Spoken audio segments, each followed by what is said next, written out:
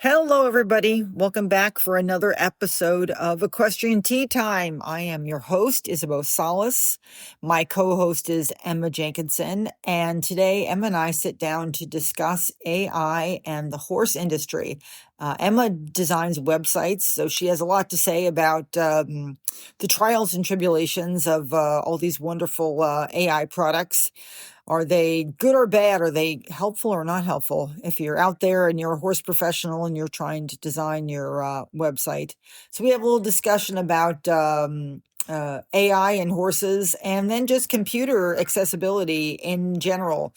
Being a manager on horse properties, I've had some very interesting struggles trying to get internet connected to the property and the bandwidth. This is an issue for a lot of us who are living and working on horse farms and living out in rural areas of the country. You may be in a place where you can get virtually no internet access. So all those wonderful AI stall monitoring cameras that they sell now so that you can monitor your horses in the stalls or in the field, those aren't accessible to you if you can't get good quality broadband internet service. Also, we're looking for guests. So if you have any horse-related topics or issues or specialties you like to discuss, please reach out to us. You can email Emma at emmajenkinsondressage@gmail.com or email me at isabeausalas@gmail.com. We look forward to chatting with you about whatever your horsey-related topic of interest is. Thanks for listening. So we are gathered here together on this lovely July day to discuss AI and the horse industry. I hadn't thought about it much. I've been playing around with it. And then you mentioned that you had strong opinions. So I am very curious what your strong opinions about AI and the horse industry are. So I'll let you go. Oh, okay. I mean, I think it's a systemic issue, and I have issues with stuff going on in my community regarding AI and the effects it has on all of us. And I fear young people is what I worry about. And I fear for art itself with AI. I fear those robots that are run with AI. And I've heard of some issues with like military stuff and even just practicing, and it just sounds very scary and like what we were warned about in sci-fi movies since I was a little kid. And Yes. then everybody started coming out with AI, but I did notice, like now that I've been really reflecting on it, that it's been people who are probably paid to do so and people who have really big companies and really big things, but they were, these social media people that I'm looking to run my business were really hyping up the AI, right? And then in my personal experience, my issue with it in practice, well, one of them, I have many, is just that it's been really irritating. Like I just this week had to move my website, and I started out by using I don't know if I should say any website hosting because like yeah, That's okay. No, you don't. If you don't want to, from one that's to fine. another, but one of them had AI. Okay. Okay. And I am a web designer and a graphic designer a little bit, but I know how to use like Photoshop and HTML and things. And I've gotten really used to building websites on these hosting platforms. And what's happened over the past year is a lot of companies were like melding, conglomerating, their apps didn't work. I couldn't run my websites. I've switched websites like 3, 4 times. Ooh. And then because I just started a new business, so I started a website and moved it. But then I've had a lot of issues with my horse websites and for freelance clients, right? And then I've also noticed that since they've added all of these new wonderful features, right, the price doubles on you. So something that used to be like $20 a month is $40 now. And then there's the only way to get my website built in that platform is to describe to AI what I want, and it tries to spit out what I want. And it's very hard to even navigate around the AI and find just like a theme template or what have you. And then my other issue with these kinds of AI is just that what it spits out is often wrong. Sometimes it's not spelled correctly. And as a dyslexic person, it feels like going through and editing my own papers all the time. Like it wants to spread out item descriptions on my items that I have to go, like, it seems like it would be helpful, but since I have to go back and fix every mistake, and there's so many mistakes, even in just like the description I said, it didn't spit it out on all the items or what have you. It actually becomes more confusing for somebody like me who's trying to like look through all of this data and find spelling mistakes and description mistakes. I would much rather just type it out and copy and paste it. You All know what I right. mean? Gotcha. Yeah. Yeah. No, I can see that. I used Buzzsprout for this podcast here. The plan that I had paid for was audio only. So I had to split the audio off of the Zoom things, which is actually, it took me a little figuring out. But then they basically are trying to push me to upgrade to so that I can download it off the video. So they're basically kind of maneuvered it to try to push me up to pay more. So they're like, we offer you this cool new service. We'll run the video for your podcast and we'll put it on YouTube. Oh, but that program, that deal we had that was very cheap, well, that's not available anymore now. It costs more. So yes, and I'm just using it. I'm not using it for my real business. So, this is just kind of a hobby thing for me to do on the side to talk to horse people and that kind of stuff. So, yeah, when I go into the transcript, for some reason, your name, it always calls you Imogen, Imogen. I must say, Emma weird because it keeps wanting to call your name weird. You would think Isabeau would be wrong. No, the Emma, for some reason, I must be saying things weird. It keeps putting your name weird. So I go in and check it briefly, but then I'm like, eh. But yes, since you're running it as your business, all those little errors are going to be a lot more obnoxious for sure. I didn't realize how many like the Pivo uses an AI. I wasn't even thinking about that part. And then I see now there's a bunch of, I know somebody who's bought into the Atlas camera systems.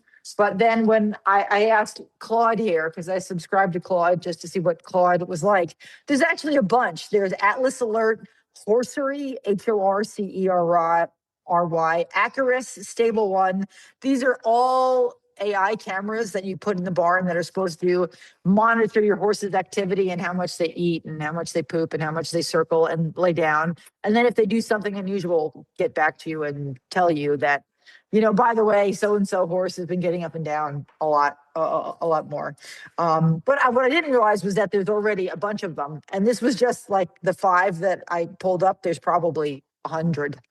And I know that people are trying to pump out all of these stable management programs, which I'm not going to live through having to sit here and enter all the information for all these horses, entering the horses. It's like a horse show entry form, only worse. And in order to get the system started, you've got to manually all that. I'm not going to live through that. So I'm not going to even try. I'm doing one of those things. It's funny you brought up young people because I have off work today. So I got the movie Good Luck, Have Fun, Don't Die, and which is kind of a fun sci-fi romp movie. And it has a horde of zombie teenagers looking at their phones. They've got the very classic zombie movie stance, except they've got their phone in their hand. And let's see if I can get they can't. So they got the phone in their hand and their arms stretched out and their face is illuminated from the light of their cell phone screen as they wander. So yes, they have a horde of teenage zombies attached to their cell phones that are the main evil zombie horde. So that was pretty funny. And art has been interesting. I see what pops up on YouTube, all kinds of steampunk videos created with AI. I hear there's amazing music that's been made that's really good. So yes, I think that some of the vocal artists, the crazy robots. I know I've seen news clips of police officers who pulled over a Waymo that was like not only driving through a construction zone, but like in the wrong lane, going in Mhm. the opposite direction or something. Yeah. And there's now horror movies about being stuck in your car because it's driving itself and like Yes. If made you're, art about it. But on a like broader sense, there's an AI data center going up in my town. It's only going to bring in 1,000 jobs, which isn't much for like I live in a very big city. And there's 3 environmental organizations reviewing and lawsuiting them right now, but a lot of them have gone in places, and now we're starting to cut power in one state over this. Like they should shut their data centers down before cutting power some of the day to yeah. Yeah. to these people in the middle of the summer, mind you. Um, there's things looking a lot like the fracking industry where we could mess up some water. There's environmental issues that will affect all of us. And then I'm seeing young people ask AI absolutely everything. I mean, from advice about horses to witchcraft to, um, you know, systemic issues, philosophy, Wow. having AI make music for them. They just write it and they don't sing it and they don't learn how to play music. Um, there's just a lot of things that seem pretty scary, but mostly the critical thinking and the kind of critical thinking you learn from school by doing research. And even as far back as the middle of COVID, like 2023, we had AI software for college looking through papers to see if we had AI write it for us when ChatGPT was still just in its testing phase. But actually, so it turns out neurodivergent people might sound a bit like a robot, and like spell correct everything perfectly and have perfect grammar. And so I actually got a couple inquiries about a couple of my college papers way back then Mm. when I absolutely didn't even use AI to do anything.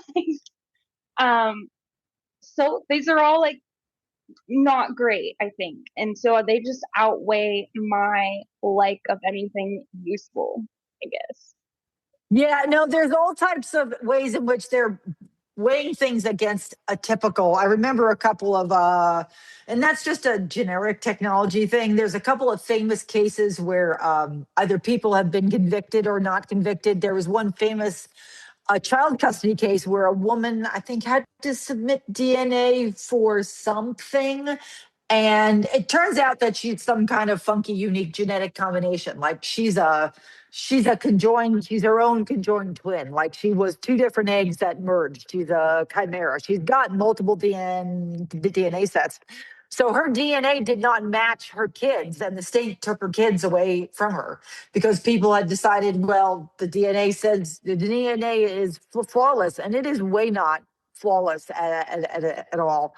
And that took her quite some time. There's been getting it back to the AI stuff. There's similar stuff too. I know somebody who, her mother could open up her phone because her mother looked enough like her that her mother could access the facial recognition on her phone. I was just in bed for a couple days with like a migraine and probably have to Oof. see like a massage therapist, a chiropractor because of trailering a horse.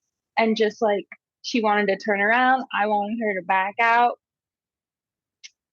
and some things. She was very nervous at the vet. So Oh yeah, is this a recent thing? You took a horse to the vet recently?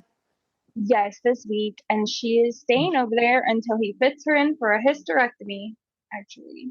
So, Oh, really? Had no idea they even do that to horses. So not just removing the ovaries, but removing the uterus too.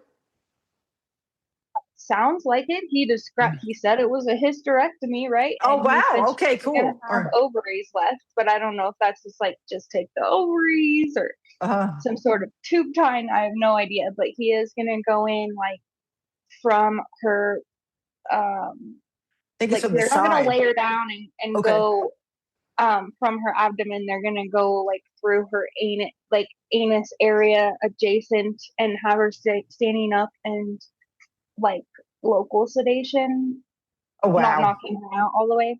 He does Wow. like the fancier surgery, and it is surprisingly cheap, but it is a little bit of a risky surgery. But she had a cyst or cancer this big on Oh, one of her wow. ovaries when we did Yes, the. it can be huge. And how old is she? She should be coming up on 18, and she's also had like weight issues for a long, long time and hormone issues for, probably at least 5 years out of the 8 I've had her. So she's continuing to get larger and larger despite her limited diet. And so I think that Mm. thinks a lot of that has to do with whatever is on her ovary as well, or her hormones being out of whack. So we're just going to go ahead and get rid of all of that. Wow. I'll get us back to the AI thing here. Honestly, we have to double check it. And every time I Oh, use yeah. Claude or it's more about being cautious and like admitting to these issues. I don't think it's like other than the data centers, it's fine. But you shouldn't think that it's telling you the truth.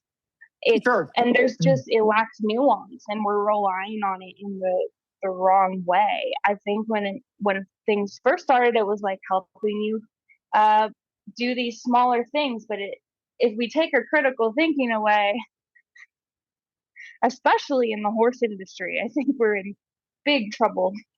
It's Yeah. just very, a lot of interesting things can happen, but I don't think it's bad when it's useful and simple. Yes. So you said so I haven't tried to design a website in a long time. So most of the programs you're using now, they do verbal prompts. It's not like where you sit down with a fake desktop and move fake paper around. It's verbal prompts to have it build it now. Yes, it wants to hear about your brand, and you can be as specific as you want. Mhm. And then honestly, it wasn't very good. Also, it just wasn't very smart. It wasn't. If I wrote too much, it was like, could you start over? And I would ask simple things like, I want buttons to be purple. I want, you Yeah. know, you to say this. And on top of that, it threw up script that was often like misspelled and made no sense on all over the website, right? So I'm gonna have to go to all these pages and items and just instead of just putting my items in and picking a theme or drag and drop, or even more old school is putting some code in, and they are making it very hard to even do that. And you need to be able to do that to have, say, a free email sign up pop up on your website. If you Mhm. don't want to pay for that, then you need to put it into the code of your homepage so it pops up. And they made it very difficult to even find that because they want you to use the AI. And then if you have a Mm. problem, there's no like Q&A section anymore. It's a chatbot that eventually is like, I don't know what to tell you. Like, Oh, I don't know you what to tell you. know, All right. So let so me bring you back to my internet froze a little bit right after I asked you the question. So the programs that you're using, they aren't. So in the beginning, it was an electronic desktop. So you still were moving things around as if they were pieces of paper and typing in words.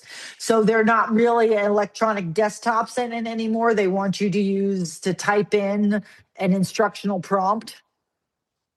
Oh, yeah, wow. and then it'll spit out a website. Oh, boy. So you can't even get the kind of, so the easy access website things are all using prompts. You can't even do a virtual desktop, or you probably can, but it's harder. You have to go dig up the program. Did I freeze on Hello. you? Yes. Hi. You got Hello. me?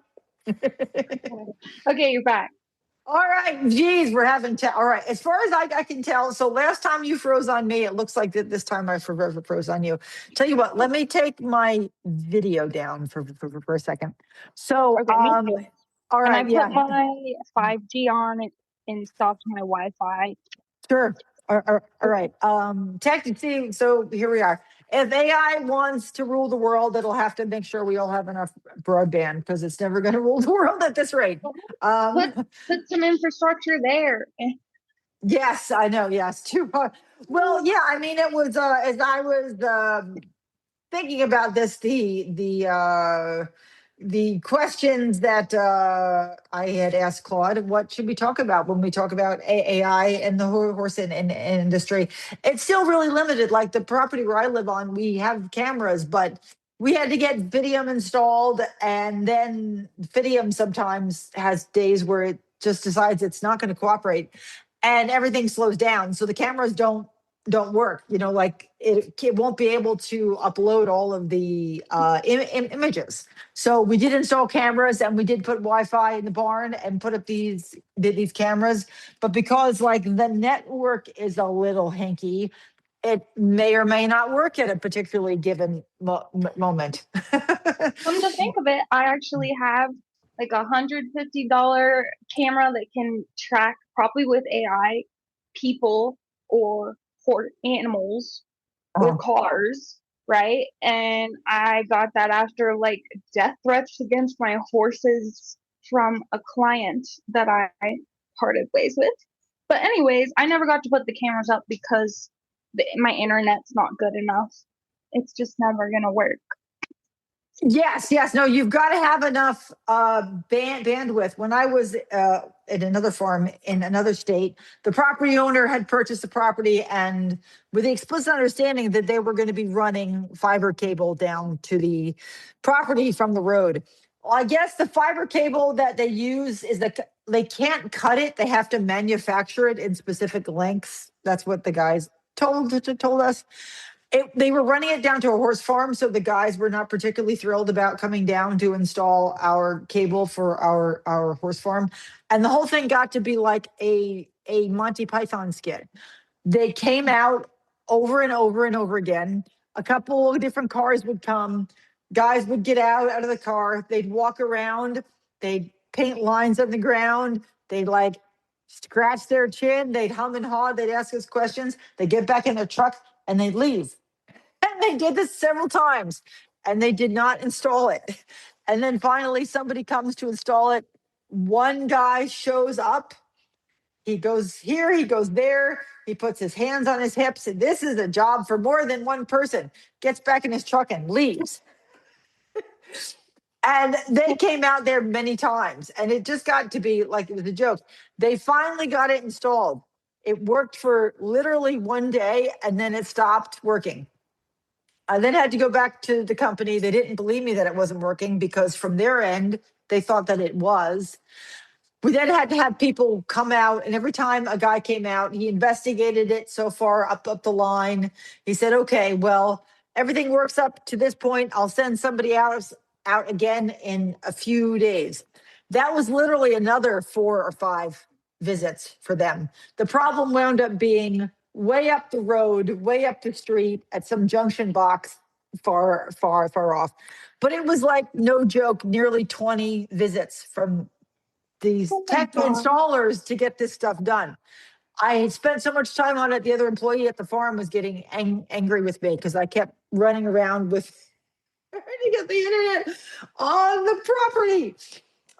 So yeah, great idea if you can get that much capacity installed on your farm.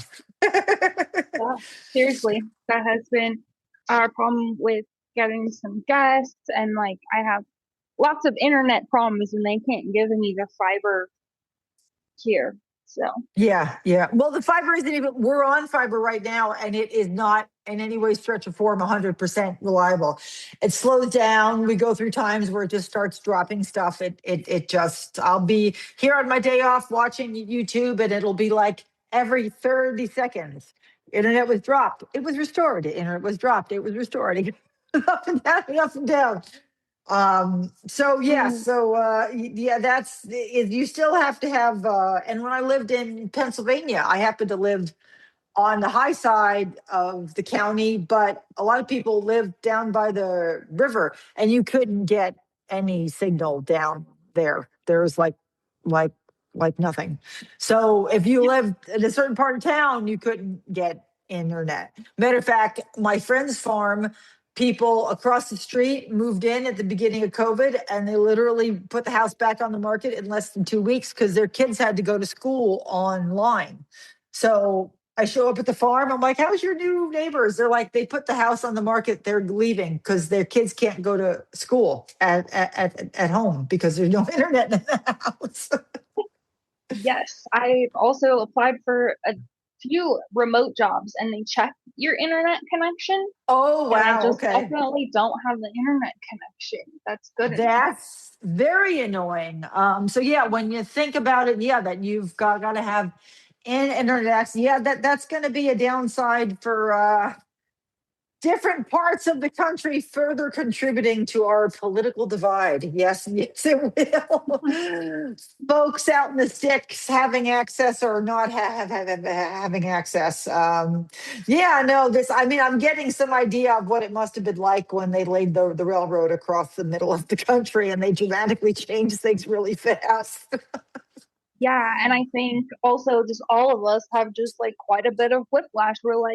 We're trying to do what everyone's telling us on the internet, for our businesses and what have you. And the message is like put out as much as you can, use AI, use all these expensive tools, and then we're losing access to free tools, as like web designers, Ah, graphic yes. designers, things like that.